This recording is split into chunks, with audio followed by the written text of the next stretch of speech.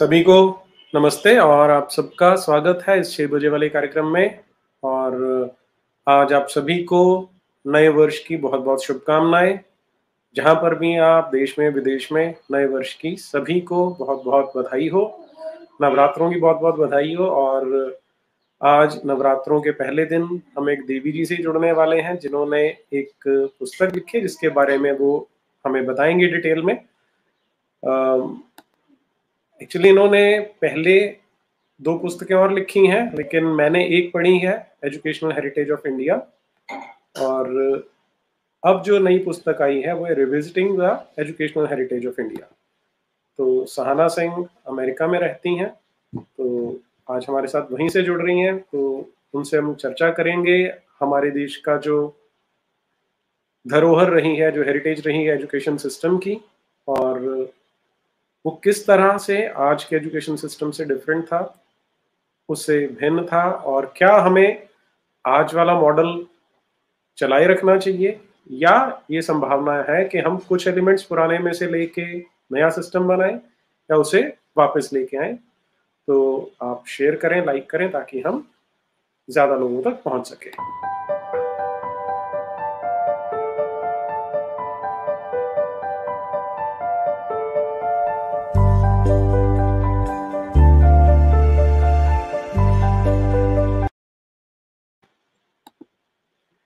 जी, सहाना सिंह जुड़ रही हैं हमारे साथ, तो सबसे पहले हम उनका स्वागत करते हैं। नमस्ते सहाना जी, स्वागत है आपका बहुत बहुत। नमस्ते नमस्ते नीरज जी, आप सबके दर्शकों को भी नमस्कार।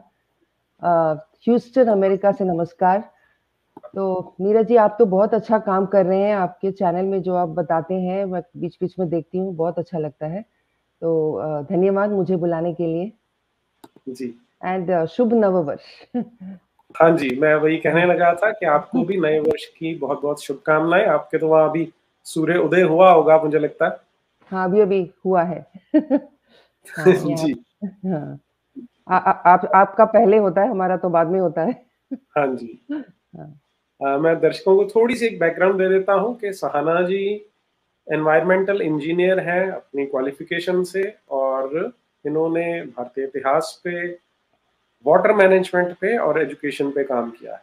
जो मैं अभी आपसे, जो इनकी पहली पुस्तक है जिसका अभी उल्लेख कर रहा था, the educational heritage of ancient India, और उसकी जो सबटाइटल था how an ecosystem of learning was led to waste. ये मैंने शायद 3 साल पहले पढ़ी थी और सहाना जी से दिल्ली में मेरी भेंट भी हुई थी।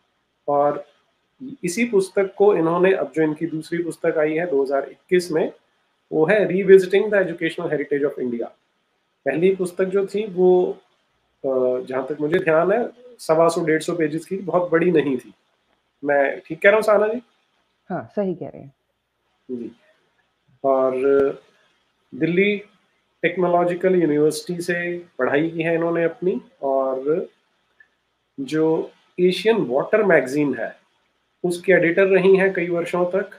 और जर्नलिज्म में कई इन्होंने पारितोषिक जीते हैं, अवार्ड जीते हैं। और 2008 में डेवलपिंग एशिया जर्नलिज्म अवार्ड इन्होंने लिया था। और एक एनिमेशन वीडियो बनाया था संसार भर का जो पानी की जो समस्या है, जो वर्ल्ड, जो वाटर क्राइसिस है पूरे समाज का, उसके ऊपर। और इसमें इन्होंने जो एक, उस समय एक कंपटीशन में पार्टिसिपेट किया था जहां पर इन्हें टॉप प्राइज मिला था। और रीडर्स डाइजेस्ट में इनके आर्टिकल्स छपते रहते हैं, वॉशिंगटन पोस्ट में, डिस्कवरी चैनल एशिया में, एशियन वाटर मैगजीन में, और हमारे यहाँ स्वराज्य और इंडिया फैक्ट्स में छपते रहते हैं। और जिसे हमारे यहाँ एनजीओ कहा जाता है और वहाँ अमेरिका में नॉन प्रॉफिट कहा जाता है, ऐसी संस्थाओं से जुड़कर हिंदू विषयों पर काम करती हैं।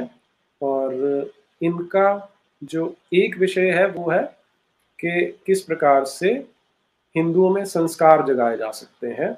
और जो हिंदू रेफ्यूजी हैं, वो अभी हम इनसे बात करेंगे कि उनके विषय पर काम करती हैं। घूमने फिरने का शौक है, तो बहुत विस्तृत बायोडेटा और डाइवर्स इंटरेस्ट है सहाना जी के। सहाना जी, मैं सीधा विषय पे आता हूँ आपकी जो पहली पुस्तक थी वो मैंने पूरी पढ़ी थी। उसमें आपने बताया था कि हमारा जो भारत का एजुकेशन सिस्टम रहा है बहुत सुंदर था। हालांकि वो पहले मैंने क्योंकि धर्मपाल जी की पुस्तक पढ़ी हुई है द ब्यूटीफुल ट्री, तो कुछ चीजें तो उससे मैच करती थी, लेकिन आपने क्योंकि उससे पुराने वाले जो जिसे हम गुरुकुल सिस्टम कहते हैं उसका भी उल्लेख किया है। और यहाँ कई दर्शक ऐसे हैं जिनका मानना ये है कि हमें गुरुकुल सिस्टम वापस लाना चाहिए। तो उन्हें आपकी बातें सुन के शायद थोड़ा सा अच्छा भी लगेगा। तो इट्स ओवर टू यू कि गुरुकुल सिस्टम का थोड़ा सा यदि आप बताना चाहें, ब्रीफ में बता दें। धन्यवाद नीरज जी। तो सबसे पहले तो मैं वार्निंग देना चाहती हूँ कि my Hindi is not great, क्योंकि मैं कन्नड़ा भाषी हूँ, दैट इज माय मदर टंग, और हिंदी तो बाद में सीखी है। और जो सिंह उपनाम है उसको देख के लोग सोचते हैं कि अरे इंग्लिश में क्यों बोल रही है ये, लेकिन दैट सिंह उपनाम हैज कम बाय मैरिज। तो शादी से पहले मेरा नाम था Sahana Sheshagiri. So Kannada was is my mother tongue. तो मैं कोशिश करूंगी हिंदी में बात करने की, बट बीच बीच में इंग्लिश तो आता ही रहेगा। सो गुरुकुल, संक्षेप में कहूँ तो मेरी पुस्तक में मैंने जो गुरुकुल प्रणाली है उसकी एक झलक दिखाई है कि कैसा था वो जो गुरुकुल गुरु शिष्य परंपरा। And I tell you about the magnificent ecosystem of learning that we had, जिसमें कि teaching, debating, the learning, the whole ecosystem was one of getting knowledge, वो था। तो I've written about the ancient universities of India, और जो foreign students आते थे पढ़ने के लिए इंडिया में, ये था कि दूर दूर से लोग आते थे पढ़ने के लिए। जिस तरह से आज अमेरिका में लोग जाते हैं आईवी लीग यूनिवर्सिटीज को ज्वाइन करने के लिए, फिर ऑस्ट्रेलिया जाते हैं, यूरोप जाते हैं, लेकिन उस समय लोग स्टूडेंट्स जो है इंडिया की तरफ जाते थे, भारत की तरफ। और तो अब जैसे चाइनीज स्टूडेंट है जुआनजांग, जो नालंदा यूनिवर्सिटी में पढ़ने के लिए गए थे, तो वो बताते हैं कि यहाँ के जो बच्चे हैं उनको बचपन से ही उनके मन में होता है कि हमें शिक्षा पाना है, हमें ज्ञान की प्राप्ति करनी है, और कोई विवशता से नहीं है, ये कोई फोर्स नहीं, कोएर्शन नहीं है। उन सबके अंदर क्यूरियोसिटी है और वो अपने आप से आगे पढ़ना चाहते हैं, तो पढ़ने में रुचि रखते हैं। So this was mentioned by Zhuangzang. And जो नॉलेज सीकिंग है, ज्ञानार्जन है, उसको बहुत पवित्र कर्तव्य माना जाता था। तो इसी कारण क्या था कि इतने सारे हमारे सेरेमनीज थे, जो कि हम जिसको माइलस्टोन सेरेमनीज कह सकते हैं, कि पहली बार जब बच्चा जो है वो वर्णमाला सीखता है या लिखता है कोई एक वर्ण, लड़का या लड़की, बालक या बालिका, तो दोनों के लिए था। The education system was for both girls and boys. तो उसको भी एक सेरेमनी के रूप में वो आयोजन करते थे, लोगों को बुलाते थे कि देखो मेरी जो बच्ची है वो अभी वर्णमाला को सीखने वाली है, तो आइए देखिए। तो that used to be a ceremony called Vidyarambh. तो साउथ में, दक्षिण भारत में आज भी बहुत लोग करते हैं विद्यारंभ, और बंगाल में आप देखेंगे तो उसको हाथे खोड़ी बोलते हैं। एंड आई थिंक उत्तर भारत में भी करते होंगे, लेकिन उतना मैंने देखा नहीं है। तो ये एक सेरेमनी हुआ। उसके बाद फिर जब हायर एजुकेशन में जाते थे तो उसको उपनयन संस्कार कहते हैं। तो वो बहुत अच्छे से मनाते थे, क्योंकि वो लोगों को बुलाते थे, खिलाते थे, फिर सारे जो बड़े बुजुर्ग थे वो आशीर्वाद देते थे नए स्टूडेंट को, विद्यार्थी को, जो ब्रह्मचारी बनने वाले हैं, तो और एक और ग्रेजुएशन का भी एक सेरेमनी होता था, समावर्तना, जो कि आजकल तो कोई किसी ने सुना भी नहीं होगा शायद, समावर्तना। वो भी उपनयन संस्कार जैसे ही होता था। तो उसमें जो है जो सारे जो श्लोक बोलते थे, ब्लेसिंग्स जो देते थे, वो सब आज भी आप सुनेंगे तो आप जस्ट चौंक जाएंगे कि this is so meaningful compare to the convocation ceremonies जो हम जाते हैं, जिसमें डिग्री सर्टिफिकेट दिया जाता है। तो उससे भी मतलब 10 गुना जो आपको मीनिंगफुल लगेगा, वो था समावर्तना सेरेमनी। तो ये जो इतने सेरेमनीज थे जो एजुकेशन को लेके ये थे, एजुकेशन से जुड़े हुए थे, ज्ञान केंद्रित सिविलाइजेशन आपको दर्शाते हैं, so you come to know how important education was. तो वो सब मैंने अपनी पुस्तक में डिस्क्राइब किया है। और ये बात भी मैंने कहा है कि विद्वान और विदुषी जहां भी जाते थे उनको सम्मान मिलता था। So they were always treated with respect, that was the culture. और हमारे यहाँ तरह तरह के इंस्टीट्यूशंस होते थे, you know, like gurukul, vihar, math, agrahara, घटिका, पाठशाला, तरह तरह के एजुकेशनल इंस्टीट्यूशंस होते थे। And they were very multi dimensional. It's not just teaching classes, बहुत सारे चीजें होते थे वहां पे। So to give you an example, there is the matha. Okay, the matha was a place where students would go for a all-round education, holistic education. और मठ में क्या था कि सिर्फ पढ़ाई नहीं, वहां पे यात्रियों को रुकने के लिए भी जगह होती थी। तो रात को अगर थका हुआ कोई यात्री आए तो वो वहां ठहर सकते थे, उनको अच्छा खाना मिलता था। और अगर वो बीमार होते थे तो वहां वैद्य बैठे रहते थे मठ में, जो उनका इलाज करते थे। और अगर उनके साथ जो पालतू जानवर को लेके अगर वो निकले हैं यात्रा में, तो वो बीमार है तो उसके लिए भी वो डॉक्टर होते थे, वैद्य होते थे। सो इमेजिन, तो क्लासेस हो रहे हैं, इधर यात्री रुक रहे हैं, उनकी और इंटरेक्शंस भी होते थे स्टूडेंट्स और इनके बीच में जो आए हैं रुकने, रात को रुकने के लिए। ये था, I mean, can you imagine that what the multi dimensional kind of educational institutes that we had. तो इसका मैंने थोड़ा सा और डिटेल दिया है अपनी नई किताब में। और मैं आपको बता दूं कि इसका भी हिंदी में अनुवाद हो चुका है, बट पब्लिश हुआ नहीं अभी तक। तो 1-2 महीने में the Hindi translation of my book will be available. So hopefully that audience will get the full you know benefit of that. और भी कुछ बताऊं या आपके कोई प्रश्न है नीरज जी? एक तो जी, जब हम ये कहते हैं कि पहले हम एक लर्निंग सेंटर होता था, देश विदेश से लोग आया करते थे यहाँ पे, और हम एग्जांपल देते हैं कि जैसे आज लोग अमेरिका में जाते हैं, तो हम देखते हैं कि अमेरिका जाने वाले कुछ लोग तो ये होते हैं कि जिन्होंने बस एडमिशन ले लिया, फिर वहाँ पे वो होटल में नौकरियां करके या सिक्योरिटी गार्ड की नौकरी करके कमाई करने जाते हैं। तो हमारा जो एजुकेशन सिस्टम था वो इस तरह का नहीं था, उसमें फाइनेंशियल इंड्यूसमेंट कोई नहीं थी। वो आप मुझे करेक्ट कर सकते हैं कि वो केवल ज्ञान अर्जन के लिए था। क्या मैं ठीक कह रहा हूँ? हाँ, लेकिन एक बात है कि आज जो वो काम करते हैं रेस्टोरेंट्स वगैरह में, वो इसलिए करते हैं कि उनके पास उतना नहीं है। आई मीन, एजुकेशन इतना एक्सपेंसिव हो गया है कि जो ट्यूशन फीस है वो इतने हाई हो गए हैं। उच्च शिक्षा यहाँ पे बहुत एक्सपेंसिव है अमेरिका में। तो इसलिए क्या होता है, उनको साइड जॉब करना पड़ता है, जिनके पास ज्यादा दोस्त हु आर नॉट वेल्दी, तो इसीलिए वो साइड में जॉब करते हैं। बट वो जो जमाना था जो हम बात कर रहे हैं, गुरु शिष्य परंपरा वाला, तो उसमें तो पूरा समाज जो है उसमें लगे रहते थे कि इनको हेल्प करना है, ये जो पढ़ रहे हैं, फाइनेंशियल हेल्प देना चाहिए इनको, हर तरह का इमोशनल सपोर्ट देना चाहिए। तो वो कल्चर ये था कि कोई भी ब्रह्मचारी कोई भी घर के सामने खड़े हो जाए तो जो उस घर की जो ये है लेडी है, वो आके उनको भिक्षा देती थी। उनको मांगना भी नहीं पड़ता था। तो उनको जो भी चाहिए, कपड़े या खाना जो भी चाहिए, वो जो पूरा जो है वो सोसाइटी की तरफ से उनको जाता था। तो सो उनको कोई चिंता करने की आवश्यकता नहीं थी कि हमको खाना कहाँ से मिलेगा और हम क्या करेंगे, हम कैसे जिएंगे। Society was taking care. तो इसलिए वो सब एजुकेशन और नॉलेज में फोकस करते थे कि कैसे ज्ञानार्जन किया जाए, कैसे समझे इस टॉपिक को, अच्छे से समझे, और हम परिश्रम करके इसको समझेंगे, यू नो। और साथ में एजुकेशन सिर्फ लोअर लेवल पे नहीं था, इट वाज आल्सो ब्रह्म ज्ञान। आई मीन, आफ्टर जब ब्रह्मचारी जो भी वो पढ़ते थे, it was always also along with the Brahma gyan. तो उनको कॉन्शियस रहना पड़ता था that there is this higher power and you know I have to follow the path of dharma. तो इस तरह से वो जोड़ देते थे, बोथ द सब्जेक्ट्स जो भी हो वो पढ़ रहे हैं एंड ब्रह्म ज्ञान।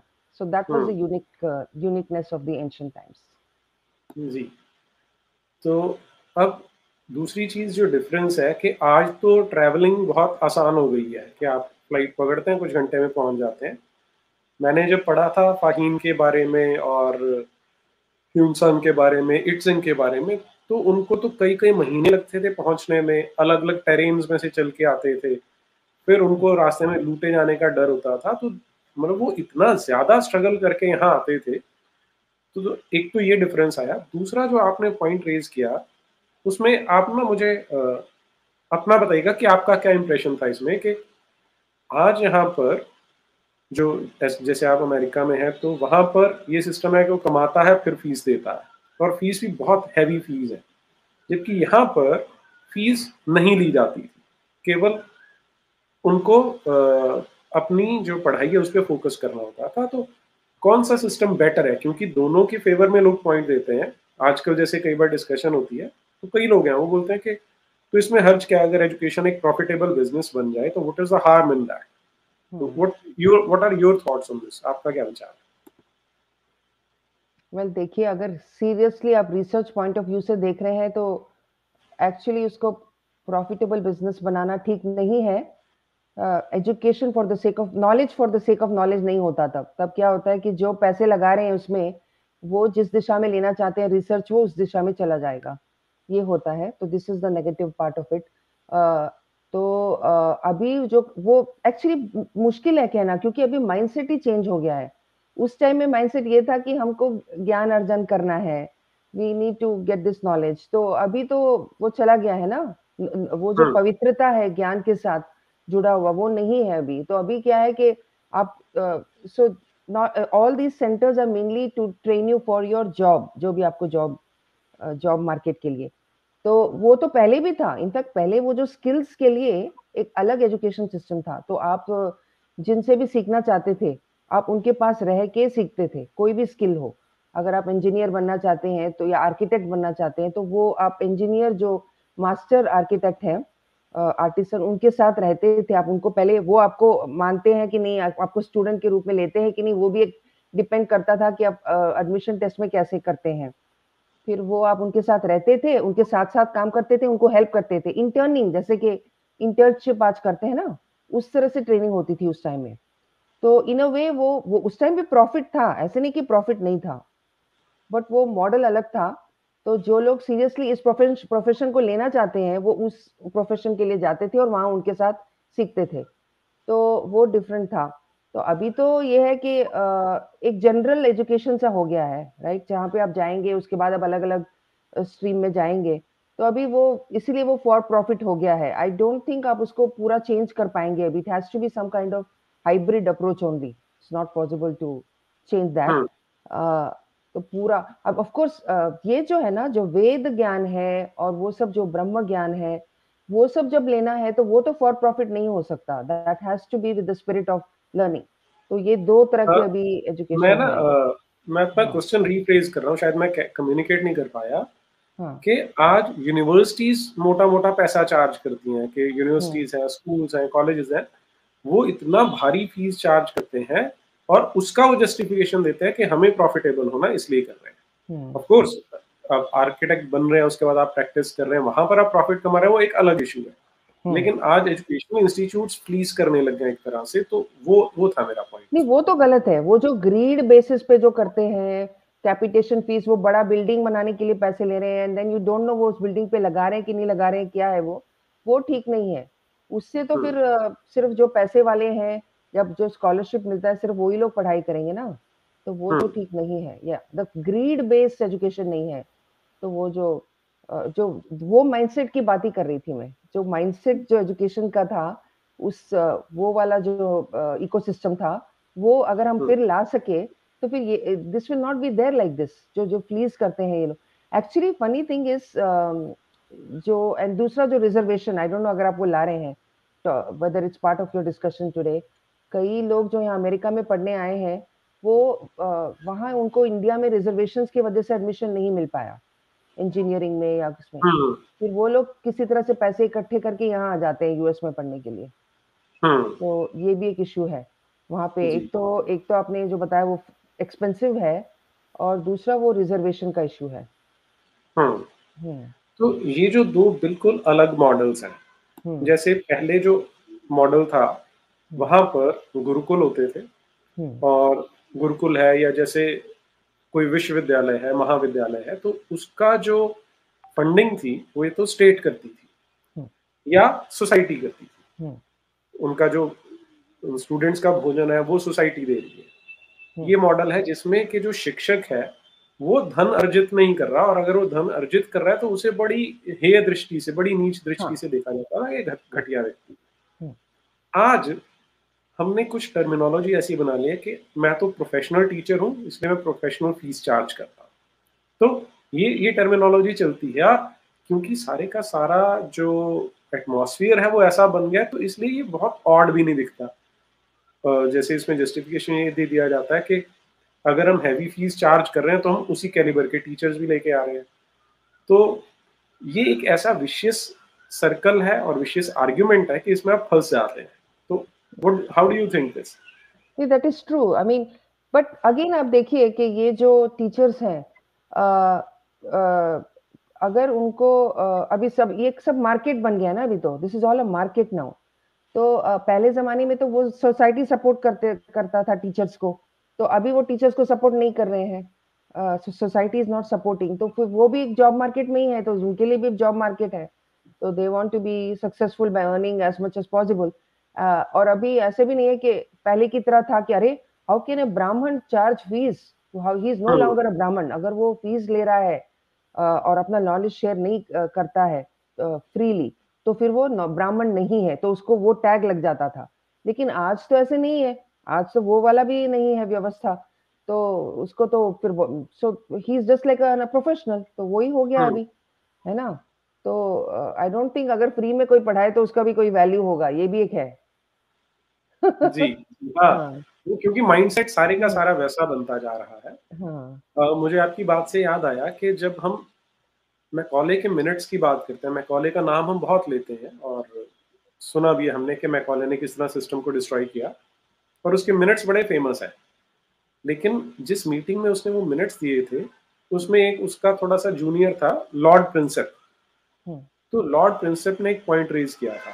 उसने कहा कि व्हाट मैकॉले डिड वाज, उसने कहा कि जो भारत के लोग हैं वो अंग्रेजी सीखने के लिए मरे जा रहे हैं, जबकि संस्कृत को सीखना नहीं चाहता। और अपनी इस बात को सपोर्ट करने के लिए उसने कहा कि जो हमने कलकत्ता में जो इंग्लिश कॉलेज खोला है, उसने एक साल में 200 रुपए की कमाई की, जबकि संस्कृत कॉलेज जो है उसने एक पैसे की भी कमाई नहीं की। तो ये मैकॉले ने अपना जस्टिफिकेशन दिया था। तो लॉर्ड प्रिंसेप ने उसके बारे में फिर आंसर दिया कि जो संस्कृत पढ़ा रहा है, वो जो ब्राह्मण है, वो कभी भी अपने शिष्य से पैसे नहीं मांगेगा, क्योंकि उसे बड़ी शर्म आएगी कि वो पैसे मांग रहा है, और वो मांगेगा ही नहीं। दूसरी ओर जो आपने इंग्लिश कॉलेज खोला है, उसे पढ़ाने वाला एक ब्रिटिशर क्रिश्चियन है, जो पूरी बेशर्मी से उसने यही शब्द बोले हैं कि with utter shamelessness he asks money from his peoples, इसलिए कहता 200 रुपए इकट्ठे हुए। तो ये कितना कंट्रास्ट है दोनों चीजों में, कि आप शिक्षा को व्यापार नहीं बना सकते, हमारे पूर्वजों को पता था, और व्यापार बनाएंगे तो ऐसी डिकेडेंट सोसाइटी हमें मिलेगी जैसी आज हमें देखने को मिल रही है। ये तो तो सच है। फिर एक और आर्ग्यूमेंट आता है, जैसे मैं, क्योंकि मैं शिक्षा में ही रहा हूँ और I use to earn very handsomely, अच्छा। तो मुझे फिर जब मैंने ये सब पुराना पढ़ना शुरू हुआ तो मेरे अंदर कहीं ना कहीं एक गिल्ट गिल्ट जागनी शुरू हुई कि यार मैं तो एजुकेशन को बिजनेस बना रहा हूँ, और मैं वही बोलता था कि मैं तो प्रोफेशनल हूँ, I am very good professional, सब बातें मैं करता था। तो एक मेरे सीनियर थे, मैंने उनसे बात की कि मुझे ना शर्म आने लग गई है कि एजुकेशन को बिजनेस बनाया है। तो बोले यार तू गलत रास्ते पे जा रहा है, सुधर जा, ये नहीं करना चाहिए। सो एनीवे, लेकिन वो फिर क्योंकि मुझे बुरा लगा तो मैंने वो सब छोड़ दिया। बट द पॉइंट इज कि जो सिस्टम है वो कहता है कि जो शिक्षा है वो कभी भी कमर्शलाइज नहीं होनी चाहिए, क्योंकि शिक्षा या नॉलेज अपने आप में एक पावर है। तो जो वर्ण व्यवस्था बनाई थी वो ये था कि ब्राह्मण के पास नॉलेज है, क्षत्रिय के पास वेपन्स है, वैश्य के पास लिक्विड मनी है, जो शूद्र है उसके पास प्रॉपर्टी राइट्स है। तो जो ये उसके पास भी चार मनी हो सकता था, even Shudra had lot of money. हाँ। हाँ जी, तो ये जो चार मोड्स ऑफ पावर है, चारों डिस्ट्रीब्यूटेड है सोसाइटी में। लेकिन अनफॉर्चुनेटली आज जब हम कमर्शलाइजेशन कर रहे हैं, तो जो रिच है उसी के पास वेपन है, और जैसा आपने बताया कि क्योंकि यूनिवर्सिटी एजुकेशन बहुत महंगी है, तो उसी के पास नॉलेज है, तो सारा कुछ सेंट्रलाइज होता जा रहा है, और फिर प्रॉपर्टी भी वही लेने वाला है, तो everything is going to get concentrated. और this is something very worrisome, it should be worrisome, क्योंकि फ्यूचर बहुत भयंकर दिखता है इससे। तो अब क्वेश्चन ये है कि क्या हम उस सिस्टम पे वापस जा सकते हैं, या वो, क्योंकि कई बार बोलता है कि एक यूटोपियन फीलिंग है, इसमें कभी वापस नहीं जाया जा सकता। नहीं, तो अभी जो हो गया, आपने बताया, सही बताया कि जो सिस्टम बन गया है कि देर वो सारे अभी अब जिसके पास नॉलेज था उसके पास फाइनेंस नहीं था, और उसके पास पावर भी नहीं था, लेकिन अभी सब कुछ एक हो गया है। जिसके पास नॉलेज है, उसके पास पावर है, उसके पास फाइनेंस है, तो वो सब कॉन्सेंट्रेट होता जा रहा है ना। तो वो ये जो है आपने पॉइंट आउट किया। अब इसको रिवर्स कैसे किया जाए, तो आई थिंक वो पहले वाला सिस्टम तो लाना मुश्किल है। आई मीन बिकॉज वो तो जमाना चला गया, आप जैसे आपने कहा। But what we can do is spread awareness, और हम वो जो, if we can bring back that thinking जो था वो टुवर्ड्स एजुकेशन, कि ये एक सेक्रेड एक्टिविटी है, ये जो हम कर रहे हैं, ये जो नॉलेज है, ये एक ऋण है जो हमने सीखा है अपने टीचर से। तो उसको अगर हम लेके मर जाए और उसको हमने शेयर ही नहीं किया, तो ऐसे है जैसे कि हम ऋणी होके मर गए। तो वो जो ऋण का जो कॉन्सेप्ट है, वो सारे जो पुरुषार्थ है, मुझे तो ऐसा लगता है कि ये वो सब अगर हम लेके आएंगे कॉन्सेप्ट्स, जिससे कि हमारी जो सोच है वो बदल जाए, तो फिर अपने आप वो निकल के आएगा सोल्यूशन कि हम एजुकेशन को कैसे अप्रोच करें। Food business, bye the way, food भी बिजनेस नहीं था पहले जमाने में। तो जो रेस्टोरेंट खोलते थे उनको कहते थे कैसा आदमी है, बेच रहा है खाने को, मतलब खाना तो ऐसे देना चाहिए लोगों को, ऐसे ही बेच रहा है। In fact my mother was telling me that in her mother or her grandmother told her this, that what a shameless person, वो उसने रेस्टोरेंट खोला हुआ विलेज में, जिसमें वो चार्ज करता है खाने के। तो विद्या भी ऐसे ही था, ऐसी थी विद्या या भोजन, all these things used to be freely given, because ये तो इट्स नेचुरल। तो उसके लिए I think we have to bring back that thinking. So we have to, तो वो प्रेरणा ले सकते हैं पुराने, ये जो पुराना काल जो था, can we get motivated by that, and improve our thinking? So when teachers do not think like that, the way they are thinking today कि मैं कितने और students को ले लाऊं और मैं इतना कमाऊंगा, फिर एक और center खोलूंगा, if we can move away and create that, maybe we make heroes out of those kind of educators who have not really cared for money but who have actually taught concepts इस तरह से। Of course वो भी है, वो भी हो रहा है साथ साथ में, lot of things are happening in parallel also. And the other thing is जो नए नए अभी गुरुकुल भी खुल रहे हैं, तो उसमें थोड़ा सा ये थिंकिंग आ रहा है। I am seeing that this kind of thinking where the everybody will, parents will give not only अपने बच्चों के लिए fees, but also for others if they can afford it, तो वो डोनेशन करते हैं, जिससे कि बाकी जो पुअर स्टूडेंट्स है वो भी आके ज्वाइन कर सकते हैं उस स्कूल में, उस गुरुकुल में। तो ये मॉडल भी मैंने देखा अभी रिसेंटली। तो I am not sure, I don't think मैं ठीक से उत्तर दिया आपको, because I don't know the solution for this, but mainly please change, bring back the purusharthas, जो पुरुषार्थ है, 4 पुरुषार्थ है, वो जो बैलेंस है। और अपने इसीलिए तो अगर हम इंग्लिश में ही पढ़ते रहेंगे तो वो इंग्लिश लोगों की तरह ही सोचेंगे। But the more we learn Sanskrit, the more we learn Hindi, और अपने जो ग्रंथ है वो पढ़ेंगे अगर, खुद ब खुद वो आ जाएगा, हमारा जो वर्ल्ड व्यू है वो चेंज हो जाएगा। जी जी। अच्छा, एक जो मैंने आपकी बुक में एक चीज पढ़ी और जो मुझे बड़ी फैसिनेटिंग लगी थी, कि उस समय जो डिबेट किए जाते थे वो कैसे किए जाते थे, तो ये मैं चाहता हूँ एक बार अगर आप शेयर करें। अच्छा, तो डिबेटिंग, जस्ट ऐसे मैं दर्शकों को बता दूं कि सहाना जी की किताब में बताया है कि पहले समय में जब कहीं पे कोई मतभेद होता था या कोई सिद्धांत सेटल करना होता था, तो आपस में बैठ के डिबेट किए जाते थे, और उन डिबेट्स के लिए बड़े क्लियर कट नियम बनाए जाते थे, डूज एंड डोंट्स होते थे, और वो इतने फैसिनेटिंग है कि आई वाज जस्ट एंथ्रॉल्ड। हालांकि मैंने जब न्याय दर्शन पढ़ा था तो उसमें मुझे वो याद था, लेकिन सहाना जी ने उनको समराइज किया है। जी सहाना जी। हाँ, तो इसमें मैं, I hope you don't mind if I use more English, but ये था, यस, तो ये जो तर्क, ये वाद विवाद, ये सब, ये तो एजुकेशन का सिस्टम था, और उससे एग्जामिनेशन सिस्टम भी वही था। तो अगर वो टीचर देखना चाहते थे कि स्टूडेंट ने कितना समझा है इस टॉपिक को, तो वो भी उसी डिबेट से ही वो समझते थे कि 2 स्टूडेंट्स को वो करवाते थे, तर्क या वाद विवाद करवाते थे, और फिर वो देखते थे कि ये स्टूडेंट को वो सब्जेक्ट समझ में आया है कि नहीं। So it was also a way of examination. तो डिबेट जो था वो एक very, it was very institutionalised. तो इस जो आप कह रहे हैं ना, वो मैंने एक किताब, एक ग्रंथ है तर्कशास्त्र, तो उसमें उन्होंने कई सारे पॉइंट्स बनाए थे कि कैसे आप पॉइंट्स को डिडक्ट करेंगे। डिबेट अगर एक हो रहा है, शास्त्रार्थ हो रहा है, तो वो एग्जामिनेशन है अगर, तो आप कैसे पॉइंट्स देंगे और कैसे पॉइंट नंबर काटेंगे। तो वो मैंने अपनी किताब में लिखा है। जैसे कि प्रतिज्ञा हानि, हर्टिंग द प्रोपोजिशन, प्रतिज्ञांतरा, शिफ्टिंग द प्रोपोजिशन, इन सब के नंबर करते थे। अपोजिंग द प्रोपोजिशन, प्रतिज्ञा विरोधा, प्रतिज्ञा संन्यासा, रिनाउंसिंग द प्रोपोजिशन। तो इतने सारे पॉइंट्स बनाए थे। शिफ्टिंग द रीजन, जो शिफ्टिंग द गोल पोस्ट बोलते हैं, कई लोग जब तर्क करते हैं तो वो उसको गोल पोस्ट को ही शिफ्ट कर दिया, उसके लिए पॉइंट्स करते थे। और कई बार वो कुछ नॉनसेंस बोल देते हैं, सब समझिए कि उनको कुछ पता नहीं है, so they can just say something to. जैसे आज के टीवी डिबेट में हम देखते हैं न्यूज में, we don't know what they are talking, they just talking nonsense. They would have lost points in the category of nirarthak. निरार्थक ये है, पॉइंट्स है ये। और क्या था वो, अविज्ञार्थक, अविज्ञार्थ, रिसोर्टिंग टू द अनइंटेलिजिबल। तो इतने सारे उनके पास वो थे, बना हुआ था पॉइंट्स, क्या बोलते हैं, रूब्रिक फॉर्मेट, जिससे कि वो डिबेट्स को जज करते थे।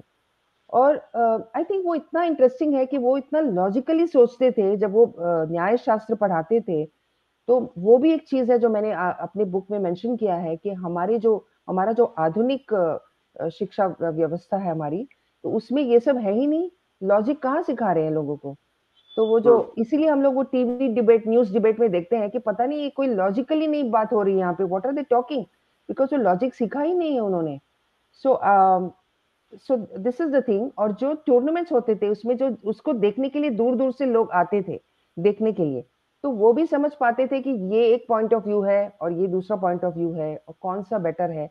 वो खुद भी जज करते थे वो सब देख के, जो कॉमन पीपल थे। तो उनका भी इंटेलिजेंस बढ़ता था, नॉलेज बढ़ता था। एंड जो डिबेट टूर्नामेंट्स जीतते थे उनको पुरस्कार दिया जाता था। और ये भी आपको मिलेगा, लिखा गया है कि जो विनर्स होते थे डिबेट टूर्नामेंट्स में, उनको एक रथ पे बिठा के पूरे पूरे नगर में उनको घुमाते थे, ताकि लोग देखें कि देखो इन्होंने ऐसे होना चाहिए, ये आपके रोल मॉडल है। जिस तरह से ये लोग पब्लिक स्पीकिंग करते हैं, जिस तरह से इन्होंने पोलाइटली बात किया, जो भी है, मतलब अलग अलग पॉइंट्स होते थे, देखते थे।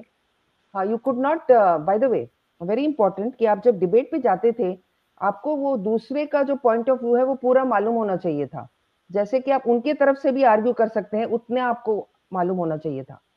तो imagine that level of learning, that आप ओपोनेंट के पॉइंट ऑफ व्यू से भी बात कर सकते हैं अगर चाहे तो आप ऐसा नॉलेज लेके अगर जाएंगे तो वो प्रोडक्टिव डिबेट होगा ना।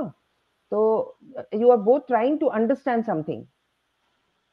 तो इस तरह का था, क्या बोलते हैं, जो लॉजिक बेस्ड लर्निंग जो था वो हर यूनिवर्सिटी में होता था, हर यूनिवर्सिटी में इंडिया में। तो इस तरह से जो एजुकेट होके निकलते थे ऐसे यूनिवर्सिटी से, कैन इमेजिन उनका लेवल क्या था। एक तो character wise very high level, because character education भी बहुत इंपॉर्टेंट, और दूसरी तरफ जो है knowledge and the way they got the knowledge, the process by which they talk in a very realistic, very logical way, ये सब भी था। आप मेरी पुरानी किताब को दिखा रहे थे ना अभी स्क्रीन पे। वो किसी दर्शक ने पूछा था कि पुरानी किताब का नाम क्या है, इसलिए मैं वो दिखा रहा था। अच्छा अच्छा, ठीक। आई होप वो नई वाली किताब भी देख ले, तो जो कि ज्यादा डिटेल में है। नहीं, क्योंकि थंबनेल में मैंने डाल रखी है, तो लोग यहाँ पूछ रहे थे कि किस किताब में ये विवरण है, इसलिए मैंने वो शेयर किया। अच्छा, दूसरी चीज सहाना जी के क्योंकि मैं जब एनसीईआरटी वाली बुक्स पे काम कर रहा था, तो उन्होंने एक इम्प्रेशन क्या क्रिएट किया है कि जो पुराना भारत का समाज था वो महिलाओं को पढ़ने नहीं देता, कि they were not allowed to study. अब ये बताइए आप। नहीं, बिल्कुल गलत है। जो शिक्षा, इसीलिए तो सरस्वती देवी है, जो शिक्षा, जो ज्ञान की देवी, विद्या की देवी तो सरस्वती है। ऐसे कल्चर में ऐसे कैसे हो सकता है कि लेडीज को एजुकेशन नहीं मिल रहा हो। तो आप पुराने आप ऋग्वेद में देखिए, कोई भी टेक्स्ट में देखिए, कितने सारे आपको क्या महिला विद्वान हैं उनके नाम दिए गए हैं, है ना? तो आप जब ऋग्वेद भी चैंटिंग करेंगे तो वो सारे जो लेडीज हैं उनका नाम आता है उसमें, अपाला लोपमुद्रा, सारे इतने सारे हैं उसमें। और उनके तो डेली चैंटिंग, मतलब वो इतने विदुषी थे कि उनका नाम आपको रोज हर रोज आपको डेली प्रेयर्स में लेना होगा और उन्होंने जो लिखा है वो बोलना होगा आपको। तो ये था। तो लेडीज का तो ऐसे नहीं था कभी भी कि उनको एजुकेशन नहीं दिया जाएगा। तो पहले देखिए, जो भी एक सिस्टम था वो एक सिस्टम था अंटिल द इन्वेडर्स केम। जब इन्वेडर्स आ गए, मुसलमान इन्वेडर्स आ गए, तो काफी कुछ चेंज हो गया। तो जो लेडीज का पोजीशन था वो नीचे चला गया, इसलिए कि उनको वो उन्होंने प्रोटेक्ट करना था कि वो सेफ नहीं थे। वो जब बाहर जाते, अगर वो जाते पाठशाला, वो इधर उधर पहले जैसे जाते थे तो कैसे होता फिर? तो वो तो लेडीज को प्रोटेक्ट करने का ही तो हम सबका था ना, इट वाज द रिस्पॉन्सिबिलिटी। तो इसीलिए उस टाइम से थोड़ा ज्यादा ये होने लग गया।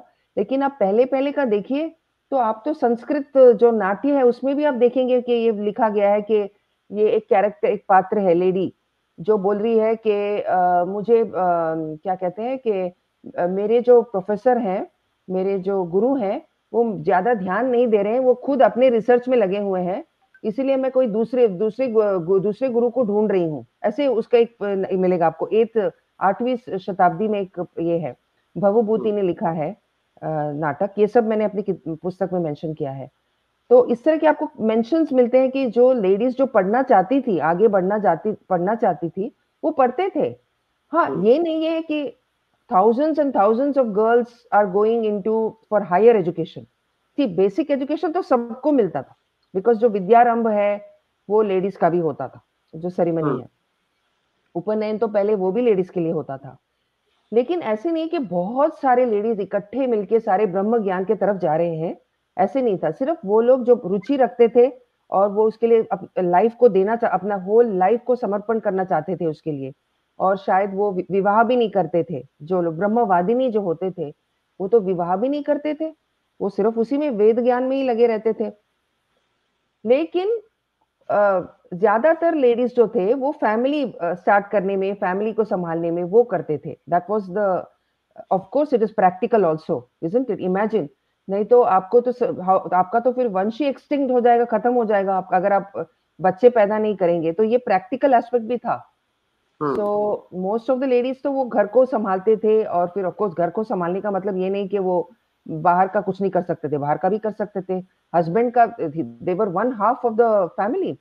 So the pati will totally rely on them for managing the finances, financial education. Imagine the lady used to manage the finances of the house. So उसको पूरा वो सब मालूम होता था कि क्या क्या करना है इन पैसों का, कहाँ लगाना है, क्या करना है। और दूसरा ये था कि जो उस टाइम में जो जाति बेस्ड एजुकेशन था, ऑक्यूपेशन बेस्ड, तो जैसे कि फैमिली है, कोई समझिए कोई स्कल्पटर का फैमिली है या कारपेंटर या जो भी अलग अलग प्रोफेशंस थे, तो उसमें लेडीज भी तो लगी रहती थी।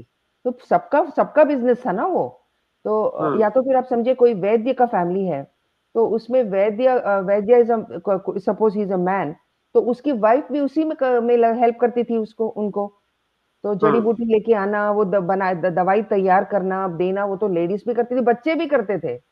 तो इस तरह से everybody is involve in education. तो ऐसा नहीं था कि लेडी पीछे है और आदमी, the male is ahead in terms of education. तो वो नहीं था। हाँ, बट ये है कि एकदम हायर एजुकेशन जो ब्रह्म ज्ञान है, जो है उसके तरफ जो जाते थे लेडीज, वो कम थे कंपेयर टू द, जो मीमांसा पढ़ रहे हैं वो कम थे। लेकिन थे, क्योंकि आप संस्कृत डिक्शनरी में देखेंगे तो उनके नाम भी, देर is a word for the feminine word for studying any subject। so मीमांसा के सब कैटेगरीज होते थे, बहुत कॉम्प्लेक्स सब्जेक्ट्स है ये। पढ़ने में आपको really you need very higher capacity, intellectual capacity. तो उसको पढ़ने वाले लेडीज के लिए एक अलग वर्ड है। तो ऐसा वर्ड क्यों बनाया गया है अगर वो नहीं पढ़ते थे वो सब? So there is enough evidence that ladies को बहुत, जो लेडीज चाहती थी आगे उच्च शिक्षा प्राप्त करने की, वो चाहते थे और करते थे। हाँ, ये है कि चैलेंजेस उस टाइम भी थे कि आपको आपकी फैमिली बोलेगी अरे शादी कर लो, इन सब, वो उस टाइम भी होता होगा। तो बोलते होंगे कि देखो इसमें क्या करोगी, हमारा वंश कैसे आगे बढ़ेगा, तो वो डिसीजंस उनको करनी पड़ती थी। तो वो था, लेकिन वो आजकल थोड़ा-सा ईज़ी हो गया है कि सब लोग जाते हैं, बट उसका नुकसान भी हम देख रहे हैं। वी आर जी। Seeing the other side hmm. of where we ladies don't want to have children. They're saying, oh, I don't want children. तो ये भी बहुत लोग करने लगे हैं, तो उसका हम्म। नुकसान भी हम देख रहे हैं। हम्म। वोक वोक होते जा रहे हैं, हाँ वोक होते हाँ जा रहे हैं ना लोग। That's true. अच्छा, एक और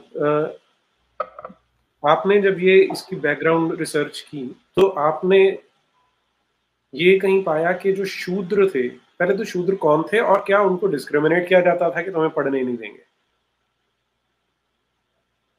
पढ़ने नहीं देंगे, नो, क्योंकि हम तो वो धर्मपाल के इसमें ही देखते हैं किताब में ना, कि उन्होंने जब हम्म। ब्रिटिश लोगों ने जब रिसर्च किया था, वो सर्वे किया था पूरे इंडिया में, तो उन्होंने कई स्कूलों में देखा कि शूद्र ही ज्यादा है और ब्राह्मण कम है। ब्राह्मण घर में पढ़ रहे थे और शूद्र स्कूल में जा रहे थे, ऐसे भी स्कूल से बहुत सारे।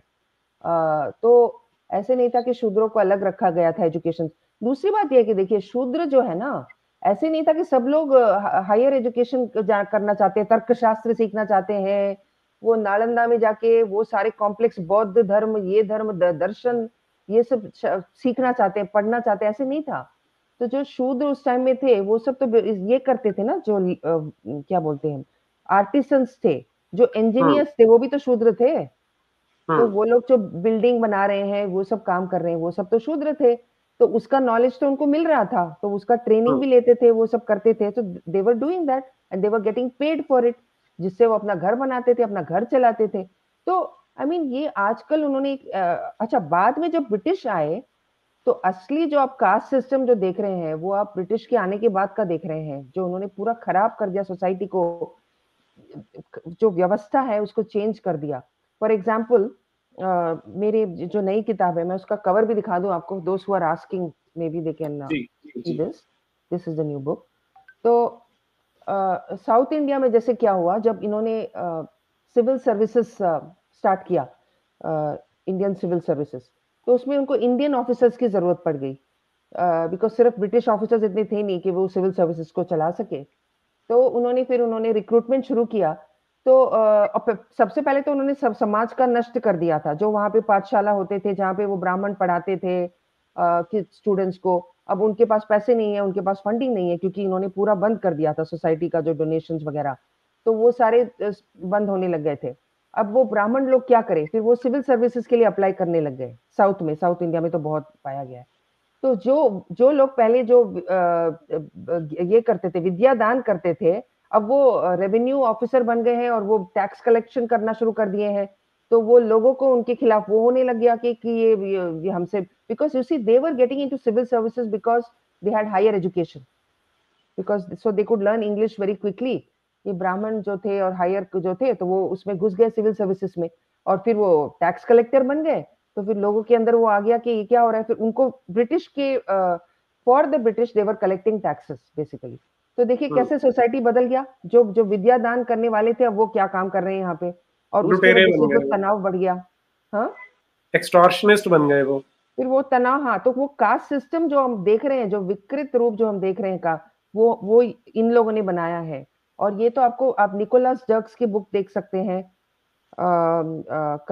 कास्ट ऑफ द माइंड, और भी है western foundation of caste system, ऐसे बहुत सारी बुक्स है जिसमें वो ब्रिटिश लोग खुद ही कह रहे हैं कि, और मिशनरीज खुद कह रहे हैं कि इनको हमें तोड़ना पड़ेगा, ये जो व्यवस्था है, अगर हम चाहते हैं कि क्रिश्चियन बने, इनको क्रिश्चियन बनाना है, तो इनको बताना पड़ेगा कि ब्राह्मण कितना बुरा आदमी है, देखो क्या कर रहा है वो। हम्म। हाँ, तो ये सब उन्होंने किया है, लेकिन वो पहले ऐसे नहीं था।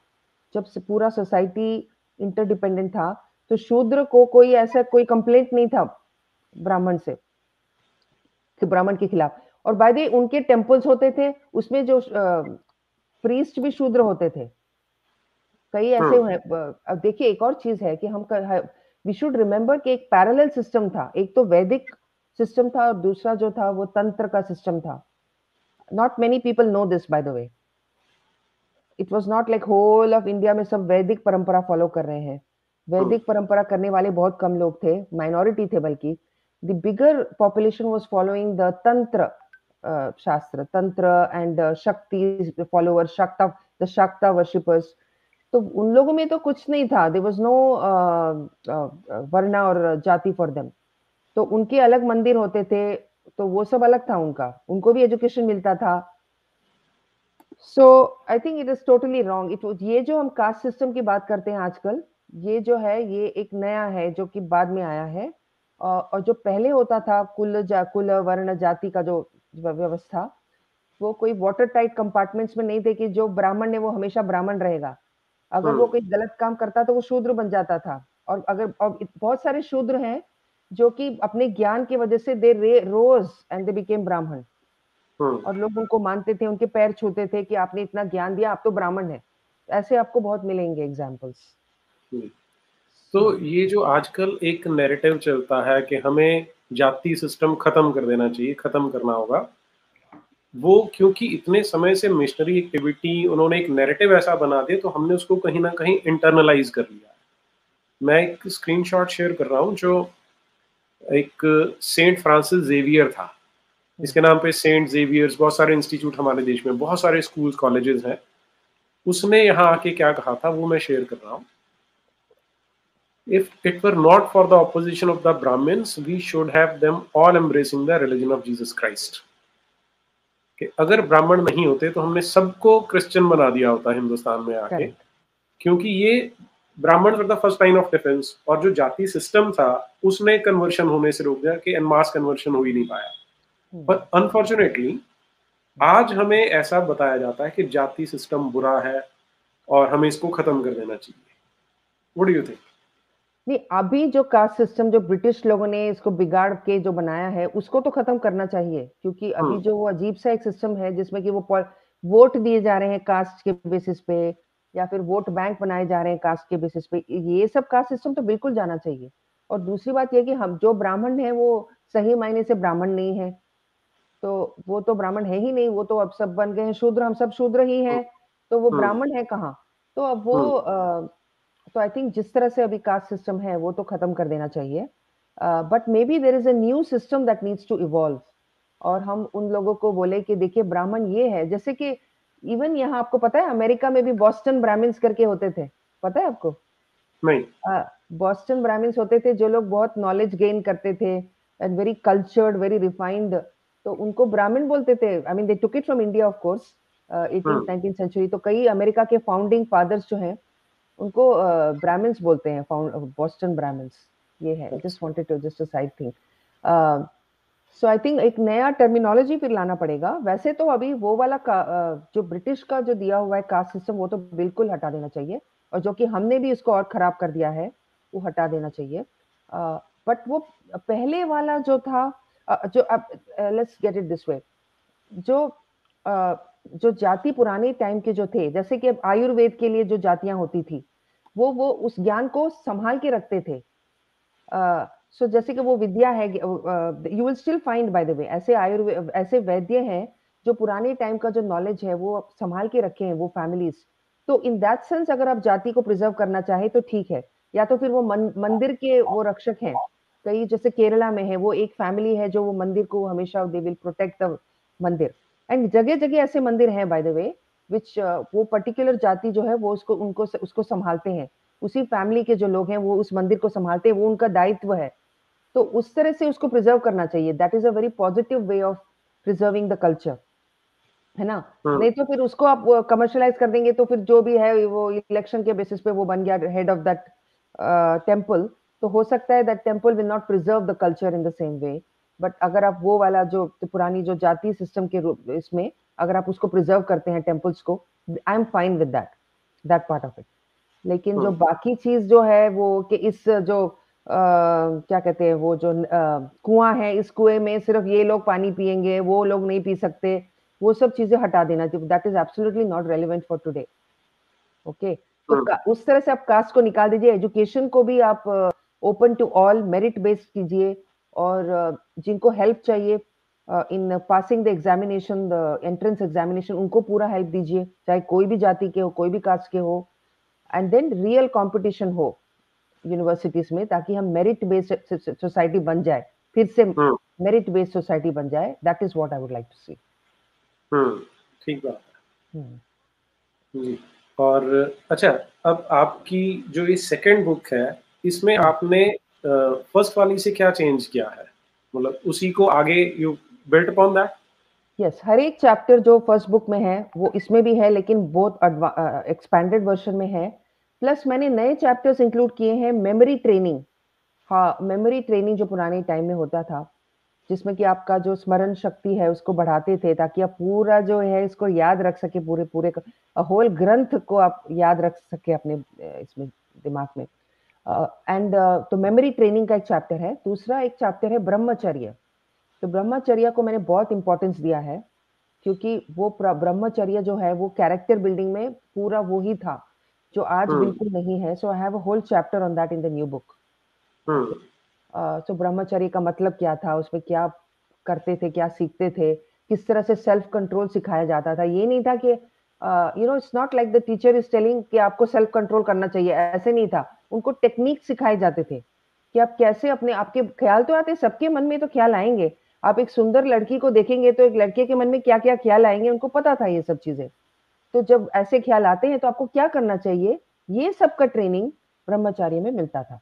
ब्रह्मचारी के पीरियड में वो लड़कों को, तो in fact they, that is how they became civilized people. They were taught how to deal with this emotions. फिर योग के माध्यम से, आसन के माध्यम से, उसके बाद कई कई लाइक जो श्लोक पढ़ के, या फिर अपने अपना जो पूरा अपना जो कॉन्शियसनेस है उसको ऊपर लेके जाए, नीचे ना लेके जाओ। कि जो भी एनर्जीज हैं वो सब ऊपर लेके जाओ towards your head, so that you are focused on learning. इसका ट्रेनिंग दिया जाता था। And let me tell you, ये ट्रेनिंग आपको कोई और रिलीजन में नहीं मिलेगा, आपको कोई और रिलीजन में। इसीलिए आप उन सब रिलीजन्स में आप देख रहे हैं क्या हो रहा है उधर। दूसरे उसमें तो सिखाते हैं कि सेक्स स्लेव बना सकते हो, लॉन्डियां रख सकते हो। उनके तो आइडियल्स वैसे हैं। ये आइडियल ह्यूमन बीइंग है जिसने रखी हुई थी। तो सेल्फ, अच्छा वो एक चैप्टर हुआ। दूसरा एजुकेशनल गेम्स के बारे में एक चैप्टर है, कि मैंने दिखाया है कि एक तो फॉर्मल एजुकेशन तो था ही, बट जो गेम्स होते थे, जैसे कि स्नेक, सांप सीढ़ी जो है, सांप सीढ़ी जो है आजकल तो सिर्फ एक नंबर्स का गेम है, लेकिन पुराने टाइम में वो भी एक वैल्यू बेस्ड एजुकेशनल गेम था, सांप सीढ़ी। वो तो कैसे? उसमें, हाँ, वो कैसे? वो इसलिए कि जो नंबर बोर्ड्स ऐसे ही होता था, लेकिन हर नंबर पे एक गुण लिखा होता था, एक कोई लाइक या कोई क्रोध, इस तरह के क्वालिटीज जो होते हैं, शांति, इस तरह के every number had a value, a guna. And सो अगर आप जब नंबर पे जाते हैं, तो अगर आप अच्छे गुण पर लैंड करते हैं तो वहां से सीढ़ी लेके ऊपर पहुंच जाएंगे। और बाय द ऊर्ध्वगामी हो लास्ट जाएगा। गोल, लास्ट नंबर वाज मोक्ष। 100th स्क्वायर या जो भी 60th स्क्वायर जो भी था, दैट वाज मोक्ष या वैकुंठ, अलग अलग मतलब नाम दिए जाते थे उसका। एंड जो क्रोध करता था या तामसिक होता था, तो वो सांप के जरिए नीचे के नंबर पे पहुंच जाता था। तो इस तरह के गेम, सोचिए कि गेम्स के माध्यम से ही बच्चों को पहले से सिखाया जा रहा है कि ये बुरी बात है, ये अच्छी बात है। तो ऐसे गेम्स खेलते थे। बाद में जब ब्रिटिश आए, उन्होंने उस गेम को लेके वो सब हटा दिया, वो सब जो गुण थे उसमें, जो वैल्यू बेस्ड थे, और उन्होंने सिर्फ 1 2 3 4 नंबर कर दिया उसको। और वो यूके में जाके बहुत फेमस हो गया वो गेम, सांप सीढ़ी। तो वो वैल्यू पार्ट हटा दिया उसमें। फिर चेस है, शतरंग, चतुरंग। तो चेस में स्ट्रैटेजी सीखते थे जो लोग, जैसे कि राज परिवार के होते थे, उनके लिए तो बहुत ही आवश्यक था that they had to be good in shatranj. इस तरह, इससे वो पूरा स्ट्रैटेजी सीखते थे कि कैसे जीतना है, रण में कैसे जीतना है, या फिर कोई डिप्लोमेसी में कैसे जीतना है। ये सब कुछ चेस से भी सीखते थे वो। उसके बाद कार्ड गेम भी इंडिया से शुरू हुआ। कार्ड्स जो खेलते हैं, playing cards, in fact playing cards and chess दोनों बहुत सिमिलर थे, दोनों स्ट्रैटेजी बेस्ड थे। तो आप उससे भी स्ट्रैटेजी सीखते थे। तो it's not just education in the sense, theoretical sense, but through games also and stories. I have a whole chapter on Panchatantra, कि कहानियों के माध्यम से कैसे पढ़ाया जाता था आपको, वो सब चीजें सिखाते थे जो कभी आपको किताबों में नहीं मिलेंगे। इनफैक्ट नीति शास्त्र which is a subject, high level subject, जो यूनिवर्सिटीज में पढ़ाते थे, उसको वो नीति शास्त्र ही पढ़ा रहे हैं स्टोरीज के रूप में। और तो बच्चों को क्या होता था, वो नीति शास्त्र का बेसिक ऑलरेडी जानते थे through the help of Panchatantra Hitopadesha. और जब वो आगे चल के कॉलेजेस में पढ़ते थे तो वो कनेक्ट कर पाते थे, अरे ये तो वो पढ़ा था हमने उस कहानी में, वो इसके अभी आप थ्योरी बता रहे हैं अभी अब आप हमको, you know, so they could connect it, तो everything had already been taught in stories, और वो फिर उच्च एजुकेशन में वो कॉन्सेप्ट बना के सिखाते थे। तो इसका भी एक चैप्टर है मेरी बुक में। एंड देन ऑफ कोर्स जो डिस्ट्रक्शन हुआ था नॉलेज का, जो इन्वेजन्स हुए थे, उसका डिटेल और है नई बुक में। एंड ऑल्सो जो कॉलोनियलिज्म का जो डैमेज है वो भी डिटेल में है। And then last chapter is all about कैसे हम क्या करें अभी, what shall we do now. So नए द न्यू एजुकेशन पॉलिसी है और हम क्या क्या चेंजेस ला सकते हैं। For instance I am saying कि मेमोरी ट्रेनिंग को वापस ले आइए। अभी जिस तरह से हम लोग हो गए हैं, हमें कुछ याद नहीं रहता है, हमको अपना फोन नंबर तक याद नहीं रहता है, हम क्या बनेंगे, ज्ञानी बनेंगे हम लोग। पुराने जमाने में इस लो लेवल मेमोरी को लेके आप कोई यूनिवर्सिटी में एडमिशन नहीं ले पाते, आप वहीं फेल हो जाते। बिकॉज अगर आप याद ही नहीं रख पाते हैं कुछ भी, तो कैसे डॉट्स को कनेक्ट करके आप एनालिसिस करेंगे, है ना। तो जैसे आज कुछ हो रहा है, करंट इवेंट हो रहा है, तो आपको सब मालूम होना चाहिए कि क्या हुआ था लास्ट ईयर, उससे पहले सारा करेक्ट करना, आपको शास्त्र में क्या लिखा है उसके बारे में वो मालूम होना चाहिए। ये सब चीजें कनेक्ट करने के लिए आपको मेमोरी चाहिए। तो I am saying memory training लेके आइए। आप वेद पाठशाला में भी उनसे सीखिए, उनके टेक्निक्स क्या है जिससे कि वो पूरा याद रखते हैं सब कुछ, वो भी सीखिए। एंड और the other things of course is what can we take from ancient education. जैसे Manjul Bhargava, who won the maths में, मैथमेटिक्स में मेडल मिला उनको कुछ साल पहले। मंजुल भार्गव जो यूएस में रहते हैं, तो he got the fields medal. उन्होंने गॉस थ्योरम को, गॉस का जो थ्योरम है उसको सॉल्व करने के लिए उन्होंने बहुत नया और बहुत एलिगेंट और शॉर्ट मेथड ढूंढा। और कैसे किया उन्होंने, वो गर्मी की छुट्टियों में अपने ग्रैंडफादर के साथ रहते थे जयपुर में।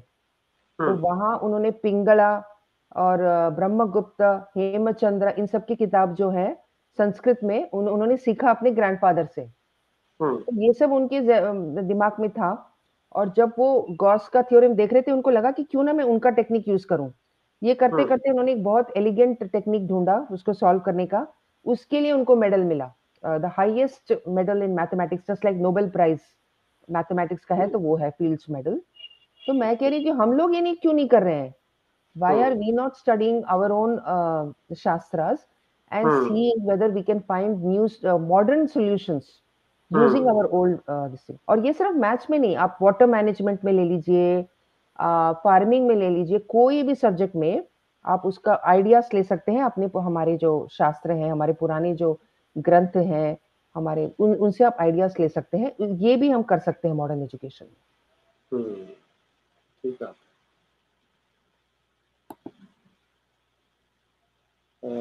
दर्शक है हमारे, सम्यक चरित्र, if we don't teach Sanskrit to our children we will be doomed, is it so? I mean, yes, I would say so, absolutely so, because हम लोग जो है वो अभी क्या हो गया कि हम लोग कैचअप प्ले कर रहे हैं, हम लोग वेस्टर्न वर्ल्ड को फॉलो कर रहे हैं, we are trying to catch up with them. तो अब क्या है कि वो लोग भी एक्चुअली संस्कृत सीख रहे हैं। बाय द वे, यहाँ यूएस में कई सारे सब यूनिवर्सिटी में संस्कृत का एक सेक्शन है जो लोग संस्कृत सीख रहे हैं। और वो लोग क्या कर रहे हैं, वो लोग संस्कृत को सीख के अपने नजरिए से उसको देखते हैं और अपना मतलब निकालते हैं हर चीज में। और हम उनको काउंटर नहीं कर पाते क्योंकि हम लोग संस्कृत नहीं पढ़ते, हम लोग ग्रंथों को नहीं पढ़ते, तो फिर हम लोग तो हमेशा डिफेंसिव में रहते हैं। लेकिन अगर हम भी अब पढ़ने लगे ये सारे जो, इनफैक्ट रामायण को ओरिजिनल में पढ़े, महाभारत, भगवत गीता, भागवत पुराण, बहुत सारे जो शास्त्र हैं, और ऑफ कोर्स शुल्ब शास्त्र सारे मैथमेटिक्स के, तो इन सब का अगर संस्कृत का ज्ञान नहीं हो तो वो सब हम सिर्फ ट्रांसलेशन के जरिए पढ़ेंगे ना। तो संस्कृत सीखना बहुत अनिवार्य समझती हूँ मैं उसको। संस्कृत पढ़ेंगे तो हमारा जो वर्ल्ड व्यू भी डेवलप हो जाएगा अच्छे से, और ग्रामर की वजह से हम बहुत लॉजिकल हो जाएंगे। संस्कृत ग्रामर जो भी पढ़ेगा वो अपने आप लॉजिकल बन जाएगा, प्रोग्रामिंग भी इजी हो जाता है उनके लिए। आज Indians are lacking even in programming by the way. उसमें भी रशियंस और ये सारे चाइनीज सब आगे हैं, चाइनीज रशियन सब आगे हैं हमसे, छोटे छोटे ईस्ट यूरोपियन कंट्रीज आगे हैं हमसे, जो कि अपनी भाषा में पढ़ रहे हैं वो सब। अनदर इम्पोर्टेंट थिंग, चाइनीज लोग प्रोग्रामिंग चाइनीज में सीखते हैं।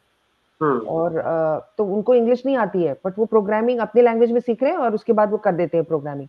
और हम लोग इंग्लिश सीख रहे हैं और फिर भी प्रोग्रामिंग अच्छा नहीं करते हम लोग। तो that is another thing I feel that अगर हम संस्कृत सीखेंगे, डिटेल पाणिनि ग्रामर सीखेंगे सब लोग, तो हम लोग सुपर इंटेलिजेंट बन जाएंगे सब, विल बिकम लॉजिकल, और इसकी वजह से हमारी जो बाकी मदर टंग्स हैं वो भी रिवाइव हो जाएंगे। देन बिकॉज जब मैं कन्नड़ सुनती हूँ उसमें तो 80% आई कैन सी संस्कृत है उसमें, तो उसका मैं मतलब देखती पूछती हूँ तो वो तो संस्कृत वर्ड ही है वो। तो इस तरह से हमारी जो लैंग्वेजेस का जो रीजनल लैंग्वेजेस है उनको बढ़ावा मिलेगा if we study Sanskrit, and we become more logical and we become more civilized, we become more nature centered, क्योंकि अभी तो नेचर तो हमारे इसमें है ही नहीं। हम बाहर जाते हैं, पेड़ों का नाम पता नहीं है हमको, आकाश की तरफ देखते हैं तो हमें ग्रहों के बारे में पता नहीं है, कॉन्स्टेलेशंस कुछ भी नहीं पता हमको। तो संस्कृत पढ़ेंगे तो आपको ये पंचांग भी समझ में आएगा, ऑल दिस थिंग्स कि अभी क्या है, नक्षत्र में क्या क्या, नाइट स्काई क्या है आज का, कल क्या होगा, परसों क्या होगा, ये भी अवेयरनेस हो जाती है। और जो पेड़ पौधे हैं उनके बारे में, उनके गुण क्या है, कैसे हम उनको यूज कर सकते हैं, ये पता चलेगा। In every way I think हम संस्कृत पढ़ेंगे तो we will contribute to the world, सिर्फ इंडिया को नहीं। we will become citizens who are contributing, holistic people who will contribute to the world. Ji, almost free. Sahana जी, ये एक सज्जन है जो पहले मुस्लिम होते थे, नाउ ये सनातन धर्म में आए हैं। अच्छा जी, very nice. When I told a teaching colleague that education must not be commercialized, he started ji almost जी, ये मेरा अपना एक्सपीरियंस है। आपका तो कलीग था, मेरे एक सीनियर थे जिन्हें मैं बहुत रिस्पेक्ट करता था। अच्छा, उन्होंने मेरा मजाक उड़ाया था। अच्छा, हाँ वो तो है, क्योंकि आजकल लोग बोलेंगे ऐसे ही आपको। हाँ, वो सारी की सारी ट्यूनिंग कंडीशनिंग वैसी हो गई है ना, कि पैसा इज सब कुछ, हर एक चीज पैसा। आपकी जो एबिलिटी टू अर्न है वो डिसाइड करते हैं कि आप कितने अच्छे व्यक्ति हैं। आई थिंक वही है ना, फिर से वो सांप सीढ़ी लेके आते हैं, वैल्यू बेस्ड सांप सीढ़ी है ना तो उससे आपको उसमें आपको कमर्शियलाइजेशन का भी। आपने एक बात बोली थी, ब्रह्म ज्ञान। हाँ, जो उस मार्ग पे चलेगा वो ये काम कर सकता है। हाँ जी, बाकी नहीं कर सकता, क्योंकि ब्रह्म ज्ञान की तरफ जो जाएगा ना, वो उसको समझ में आएगा कि ये जो भी मैं कर रही हूँ या कर रहा हूँ वो मैं नहीं कर रही हूँ, ये कोई है, there is a higher power जिसकी वजह से ये हो रहा है, इट इज नॉट मी। तो आप वो ईगो को खोएंगे, आप वो ईगो चला जाएगा ना, तो आप अपने आप से वो you will look at the purpose, you will not do it for a selfish purpose. तो वो आत्मज्ञान तो सबको थोड़ा सा वो उसका होना ही चाहिए, इवन आप मॉडर्न एजुकेशन में भी हो तो आत्मज्ञान also can be integrated, bye the way, why not integrate it into the education, so that जो ये हम पहले मॉरल साइंस क्लास में जाते थे, आई डोंट नो उसमें टाइम वेस्ट करते थे हम लोग। जैसे मैं तो I studied in a missionary school mostly, तो उसमें से कुछ मुझे I didn't get much, but अगर वो मॉरल साइंस के बजाय they take you towards the purusharthas, they take you towards atmagyan, you know, atma sakshatkar, you know, make you think of higher questions कि तुम आए क्यों हो, why have you come to this world, तुमको ये माता पिता मिले हैं, आप आए हैं, आप क्यों आए हैं, आपका पर्पस क्या है, फिर वो अपने आप you will start thinking more deeply on everything, and then you will get a joy. अगर आप टीचर हैं तो आपके मन में you will feel happy that I am sharing I have, by the way आपके मन में ये होगा कि मुझे तैयार करना है हंड्रेड्स ऑफ स्टूडेंट्स जो कि इसको आगे लेके जाए। ऐसे नहीं कि जो पैसे देंगे सिर्फ उनको, नहीं, I have to create a body of so many students who will take forward this knowledge, that feeling will come if you get introduced to Atmagyana. Dinesh Sharma ji हैं, UP government set up committee and change history syllabus in 2 days, why it takes इसका answer तो साना जी भी नहीं दे सकती और मैं भी नहीं दे सकता But I am pushing for it. मैं तो बार-बार मैं भी ट्वीट करती हूँ और मेरी बुक में भी मैंने लिखा है कि आप प्लीज टेक्स्ट बुक्स चेंज कीजिए, और उसको लिखने वाले भी तो चाहिए, जो you need a body of trained people who are able to write the new textbooks. ऐसे भी नहीं है कि ये लोग जानबूझ के ऐसे कर रहे हैं, लोग, you know, there are people who are not qualified, they don't have the knowledge. अगर आप बोले कि टेक्स्ट बुक चेंज कीजिए तो उसको लिखने वाले भी नहीं है, तो वो जो रेफरेंसेस है उनके पास वो भी गलत है, फिर वो खुद जो मीनिंग निकालते हैं वो भी गलत है कि भाई यू नो लाइक वो कौन था, वो Magellan was the first person to go around the earth and then he understood, वो मैप्स बनाए थे, पता नहीं क्या ले, वो they think that oh he found that the earth is round. Until Magellan went around the globe, the people did not know that the earth is round. ये लिखा गया एक टेक्स्ट बुक में. So he obviously has no exposure to our ग्रंथ, जिसमें भूगोल भूगोल है, बार बार दिखेंगे अर्थ इज राउंड, तो पता नहीं thousands of years से पता है हमको. ये मैगेलन सिखा रहा है क्या? तो so they don't know. ये अभी पता क्या कर रहे हैं कि मेरी भतीजी थी, शायद वो 5th क्लास में थी जब उसे ये पढ़ाया, और मेरा बेटा जब 1st या 2nd में था उसे ये पढ़ा रहे थे, यही वाली बात. तो मैंने उन्हें बोला तुम इमेजिन करके देखो कि ग्लोब पर क्या कोई एक ऐसा पॉइंट है जहां से आप चलोगे और पूरा चक्कर लगा के वापस आ जाओगे? ऐसी कोई जगह पॉसिबल ही नहीं है. तो how can he prove it? मतलब इतना बड़ा होक्स है जो हमारे छोटे छोटे बच्चों के साथ खेला जा रहा है. हाँ. और हमारे यहाँ तो नाम भूगोल था, और वराह का अवतार देख लो, वहां पर तो धरती सीधी उनके टस्क पे जो टिकी है वो गोल है. और दूसरा जो ज्योतिष शास्त्र है उसमें तो एक पार्ट तो पूरा मैथमेटिक्स है, एस्ट्रोनॉमी है ना, गणित ज्योतिषा. तो वो तो बहुत पुराना है, and you can see that उसमें वो लोग they total have they have knowledge about this the shape of the earth. और तभी तो उज्जैन में we used to have the prime meridian passing through the Ujjain not through Greenwich. इतना. और दूसरी बात है कि ये जो नॉलेज ऑफ मैथमेटिक्स वगैरह है उसको ब्राह्मण नॉलेज बोलते थे. वो पता है आपको, चाइना वगैरह में दे वर कॉलिंग इट ब्राह्मण बुक्स, जो कि बुक्स ऑन एस्ट्रोनॉमी और ये सब इंडियन नॉलेज था basically. It was well known that ये सब नॉलेज इंडिया से गया है. तो ये बात तो टीचर्स को पता ही नहीं है ना, जो लिखते हैं टेक्स्ट बुक्स. तो एक तो टीचर्स के लिए ट्रेनिंग होना चाहिए. I would be very happy if we can, you know, I would be part of this process. तो इस बार मैं जब गई थी बैंगलोर इंडिया, तो मैं डॉक्टर कस्तूरी रंगन से मिल के आई थी, and I offered my help in any possible way. अगर टीचर ट्रेनिंग हो या कुछ भी हो, बुक्स लिखने का हो. एक तो ये बुक भी टेक्स्ट बुक बना सकते हैं. अगर my latest book can be a text book. वो अभी हिंदी में भी है और कन्नड़ में भी आने वाली है, and Gujarati also. It can be a text book. But ये तो एक ही टॉपिक हुआ ना, कई सारे टॉपिक्स हैं जिसमें वी नीड बुक्स.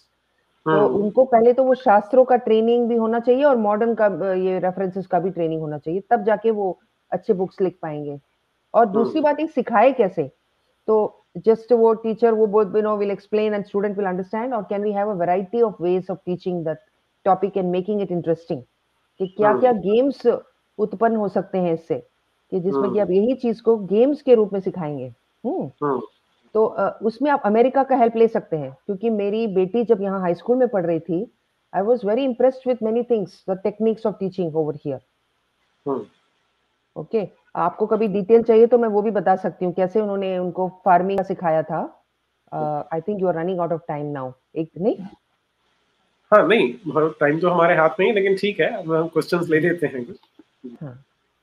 नवीन सिंह है, madam, too much training based education destroys natural ability to solve problems like personal, social, national etcetera. We became mental slave of factory. हाँ, आई थिंक वो कह रहे हैं कि एक प्रोसेस से अगर सीखेंगे ना, तो वो out of the box thinking नहीं हो पाता. तो दैट इज वेरी ट्रू. वो तो यूएस में भी है, सब जगह वही है. वो उनको बताते रहते हैं कि go outside the syllabus, don't just stick to what you got trained in. तो प्रॉब्लम सॉल्विंग एबिलिटी के लिए आपको इनोवेशन चाहिए. इनोवेशन के लिए आपको थोड़ा सा बुक से हटके थोड़ा सोचना पड़ेगा. करेक्ट. तो हाँ, तो एजुकेशन में वो सब भी होना चाहिए कि वेयर वो जो जैसे कि इंटर्नशिप्स है, इंटर्नशिप्स वो इसीलिए करते हैं, you know, when you learn, if you go as an observer कोई भी बिजनेस में, फिर आप बाहर से आके आप नए आइडियाज लेके आ सकते हैं कि इसको आप ऐसे कीजिए वैसे कीजिए, यू नो. तो कई टेक्निक्स हैं. तो ट्रेनिंग में भी अभी आजकल ये इंक्लूड किया जा रहा है कि कैसे हम सिखाए कि वो out of the box solutions लेके आए. That should also be a part of the training actually. ठीक बात है. और ये जब हम वो भूगोल वाली बात कर रहे थे, अभी एक और फ्रॉड जो मैंने देखा YouTube पे, आप देखिए तो एक वीडियो उन्होंने बनाई कि इस्लाम ने सबसे पहले बताया कि धरती गोल है, और एक आदमी था अल बेरूनी, उसका नाम लिया, उन्होंने बड़ी एनिमेशन करके वीडियो बना रखी है. जब अल-बिरूनी यहाँ आया था हिंदुस्तान में महमूद गजनवी के साथ, तो यहाँ पे आके वो ब्राह्मणों की किताबें पढ़ता है, जहाँ उसको बताते हैं कि पाई की वैल्यू कितनी होती है। आज से 1000 साल पुरानी बात कर रहा हूँ कि धरती गोल है, उसका रेडियस यहाँ पर पहले से ब्राह्मणों ने नाप रखा है, और वो बड़ा हैरान हो रहा है उसे देख के। लेकिन अब देखिए, क्रिश्चियंस, वो जो आपने बोला कि 500 साल पहले धरती गोल है, वो एक शिप पे निकला, वो बता रहे हैं, मुसलमान ये बता रहे हैं। मतलब ये किस किस लेवल पे झूठ चल रहा है, और हम जिनके पूर्वजों ने सब किया था, वो इस नॉनसेंस के विक्टिम बन जाते हैं। जी बिल्कुल, अभी उसको सब चेंज करना होगा। आप हैं, और आपने जो लिखी है वो भी बहुत ही अच्छी किताब है, वो जो एनसीईआरटी का आपने जो क्रिटिक किया था, दैट वाज एक्सीलेंट। आपने एग्जांपल्स दिए कि ये लिखा है and all that, wonderful book. तो एक तो क्रिटिक हो गया, अब नए टेक्स्ट बुक्स कैसे लिखे, वो भी आपको भी एक टेक्स्ट बुक लिखना चाहिए अभी। Of course you are already doing a lot by talking to people, but हाथ में एक बुक चाहिए ना, जिससे कि वो सीख सके, पढ़ सके। वैसे लोग भी अवेलेबल हैं, बुक्स कैन बी रिटन। वो तो गवर्नमेंट अगर बोले, I can give them very excellent books with in 6 months, अगर कोई कहता है चाहिए, तो दैट कैन बी डन, वो कोई प्रॉब्लम नहीं है। इट्स जस्ट कि someone has to take that initiative. People are ready to do it. Books are then training of teachers, that needs the priority. हाँ जी, बिल्कुल training to teach that subject. So I guess that brings us to the end of our session. सहना जी, कोई concluding remarks देना चाहेंगे? Concluding remarks यही है कि the main purpose of writing this book was that हम लोग अपना जो indigenous world view है उसको लेके आए वापस। तो हम लोग क्लोन बन के ना रह जाए, कॉपी कैट बन के ना रह जाए। तो उसके लिए हमें अपने ही लैंग्वेजेस में और संस्कृत में ओरिजिनल टेक्स्ट और शास्त्र को पढ़ना होगा, और पढ़ के और अपने जो रिचुअल्स और सेरेमनी से उनको समझना होगा, और जो भी ओरल ट्रेडिशन है उसको समझना होगा। अपने गाँवों में जाके उनकी जो कहानियाँ हैं वो सब सुनना होगा, वो जो उनके जो क्या बोलते हैं एंसेस्टर्स के जो कहानियाँ हैं, या फिर और दूसरी बात है कि कुल देवी कुल देवताओं के साथ जुड़ना होगा। ओके, ये सब कर के हम फिर एक अपने आप वी विल बिकम अपने लेंसेस वापस लेके आ सकते हैं। अभी जो हम दृष्टिकोण हमारी जो है वो हमारी नहीं है, उसको वापस लाना होगा। That is the main purpose of my book and what I am doing right now. जी, एंड आई वुड रिक्वेस्ट जी कि दर्शकों को कहूंगा कि बुक जरूर पढ़ें, इट इज वंडरफुल। सेकंड वाली अभी मैंने भी पढ़नी है, आई एम गिल्टी कि मैंने नहीं पढ़ी, तो आई रीड दैट। लेकिन फर्स्ट वाज एक्सीलेंट, तो आई एम एक्सपेक्टिंग कि second will also be wonderful book. सहना जी, सभी दर्शकों की ओर से हमारे साथ जुड़ने के लिए बहुत बहुत धन्यवाद आपका। Wish you all the success. Thank you, धन्यवाद। इतिश्री की ओर चलते हैं। भारत माता की जय, वंदे मातरम। भारत माता की जय, वंदे मातरम।